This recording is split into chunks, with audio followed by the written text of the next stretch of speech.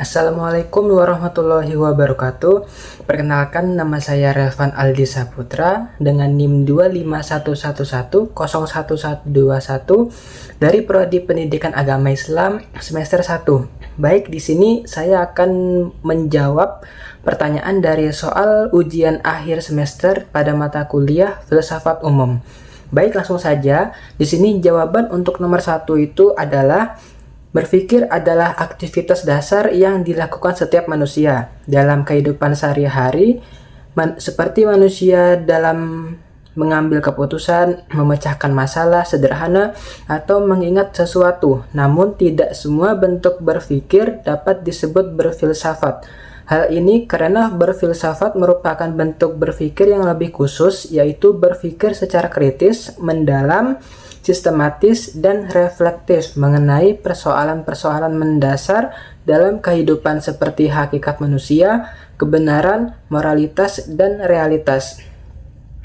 Kemudian untuk jawaban nomor 2, yaitu proses berfilsafat pada dasarnya dimulai ketika manusia mulai mempertanyakan hal-hal yang sebelumnya diterima begitu saja dan dijelaskan melalui cara-cara yang tidak rasional.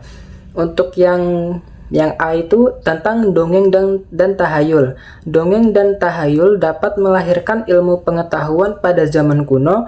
Dongeng dan tahayul digunakan untuk menjelaskan fenomena alam dan keberadaan manusia.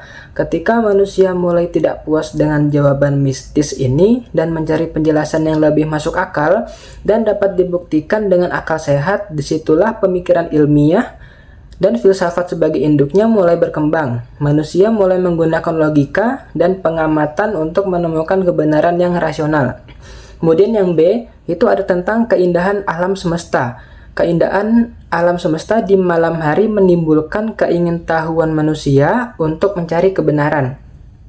Pengamatan terhadap alam semesta seperti bintang-bintang di malam hari menimbulkan rasa heran dan keingintahuan yang mendalam. Keheranan ini menjadi pemicu utama dalam berfilsafat. Manusia ingin tahu mengapa dan bagaimana alam semesta bekerja, yang mendorong penyelidikan filosofis dan ilmiah lebih lanjut. Terus yang C, itu angan-angan melahirkan filsafat. Angan-angan atau daya pikir manusia yang reflektif merupakan esensi dari filsafat. Filsafat melibatkan penggunaan akal dan nalar jernih untuk merumuskan asas-asas pemikiran yang berbeda dari sekedar keyakinan atau dogma. Kemampuan untuk berangan-angan dan merenung secara mendalam tentang berbagai hal ini melahirkan pemikiran-pemikiran bijak dan mendasar tentang keberadaan, pengetahuan, dan nilai-nilai. Kemudian untuk jawaban soal yang ketiga itu ada periodisasi filsafat Yunani beserta tokoh dan pemikirannya. Yang pertama itu ada periode Prasokrates, yaitu fokus utamanya adalah kosmologi, asal-usul dan komposisi alam semesta. Untuk tokoh yang pertama itu ada Thales. Dia mempunyai pemikiran yaitu berpikir bahwa air adalah substansi fundamental dari segala sesuatu. Kemudian ada Anaximander, mengemukakan apeiron yang tak terbatas atau tak terdefinisi sebagai sumber segala sesuatu. Kemudian ada Pitagoras, yaitu memandang bahwa bilangan adalah esensi realitas. Dan yang terakhir ada Heraklitus, yaitu yang terkenal dengan gagasan bahwa segala sesuatu berada dalam perubahan dengan api sebagai elemen dasar. Kemudian ada periode klasik.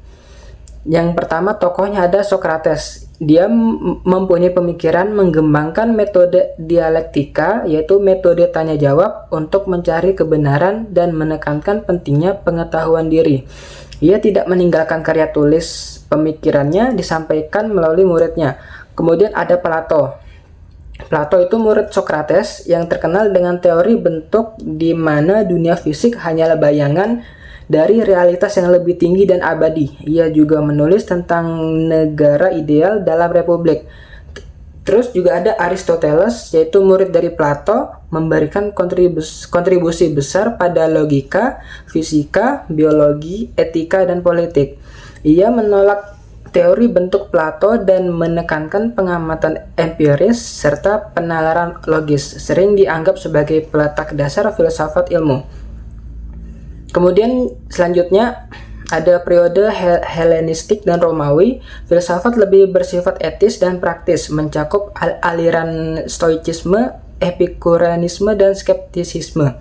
Kemudian juga ada filosof-filosof besar Islam yang dimana tokohnya itu pertama ada Al-Kindi yang dijuluki sebagai bapak filsafat Islam karena ia adalah filsuf Muslim pertama yang mengawali penerjemahan dan sintesis filsafat Yunani ke dalam konteks Islam. Ia menekankan bahwa filsafat tidak bertentangan dengan agama. Kemudian ada Al-Farabi, dikenal sebagai guru kedua setelah Aristoteles. Ia mengembangkan gagasan serta negara ideal yang dipimpin oleh seorang filsuf Nabi, memadukan politik Yunani dengan prinsip-prinsip syariah. Kemudian juga ada Ibnu Sina, seorang polimatik dikenal sebagai bapak kedokteran modern. Dalam filsafat, ia mengembangkan metafisika, eksistensi, dan esensi. Dan selanjutnya ada Al-Ghazali, seorang teolog dan sufi berpengaruh yang mengkritik filsafat, terutama Ibnu Sina dan Al-Farabi dalam karyanya Tahafut al-Falasifah, yang artinya kerancuan para filsuf.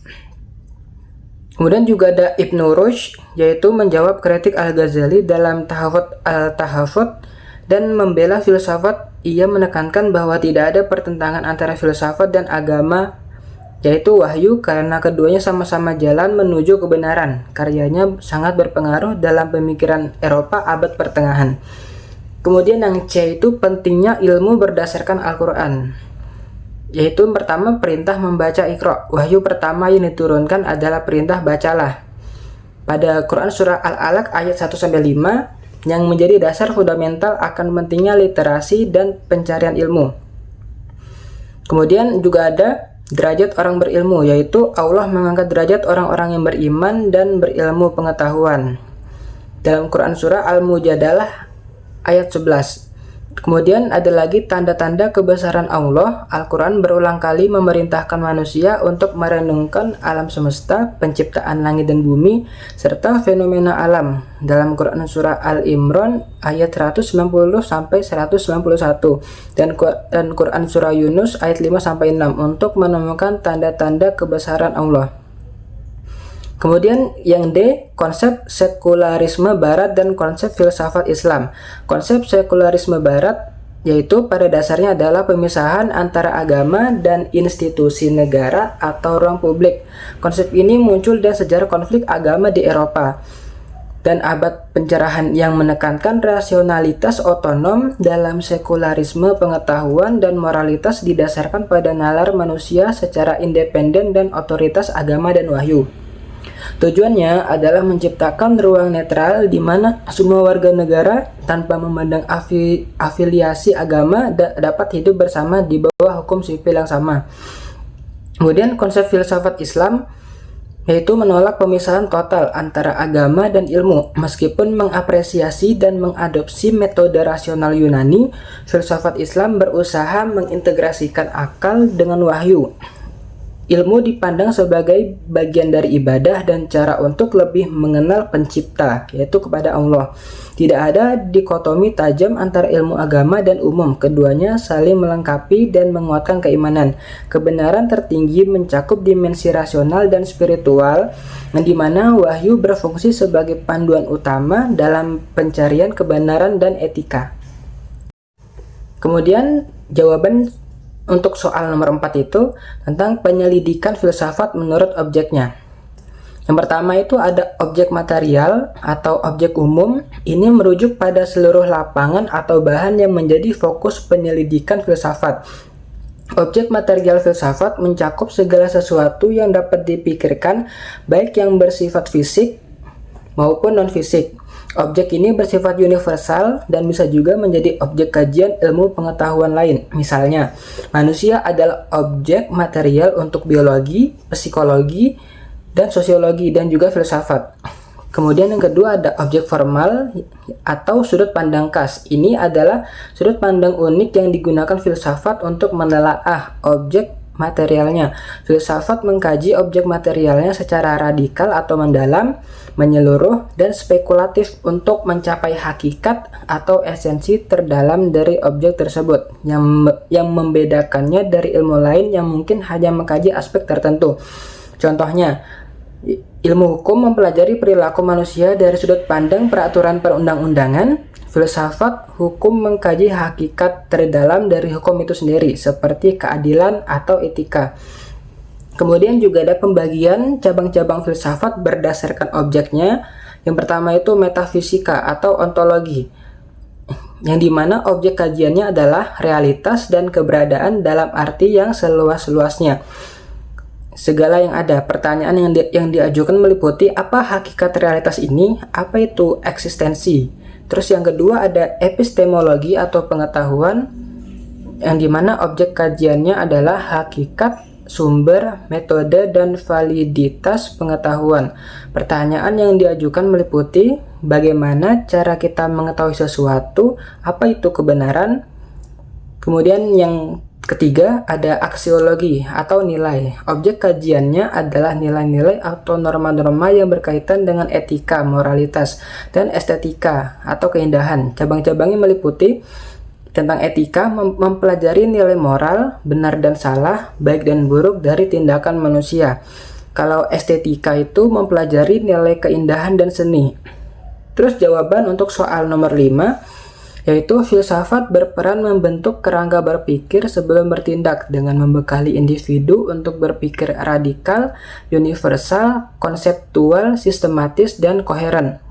Melatih pemikiran kritis, logis, dan reflektif, serta mengajarkan analisis nilai dan makna, sehingga tindakan yang diambil lebih objektif, bertanggung jawab, terarah, dan proporsional, serta individu siap menghadapi konsekuensinya dengan pemahaman mendalam, bukan sekedar emosi atau asumsi, dengan melibatkan berbagai perspektif dan dimensi moral.